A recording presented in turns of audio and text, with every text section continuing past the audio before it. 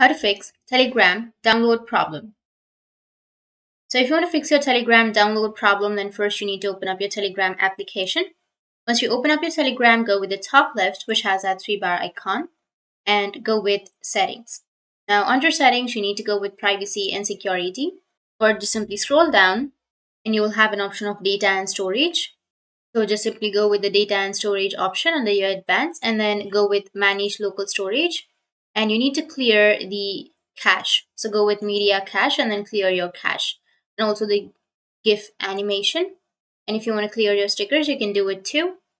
Once you cleared your local storage, now you just need to simply go back and you need to go with your downloads. And if you have any unwanted downloads, you can just clear your downloads also. Now once you cleared your data and storage, or once you cleared your cache, then your problem might be fixed, right? But if that still doesn't fix your problem, the next thing you need to do is just go back and you need to just restart your device. Restart your PC or your laptop, and once you've restarted, then your problem will be fixed. That's how you can fix Telegram download problem. And if you have any questions, feel free to comment below. Thanks for watching.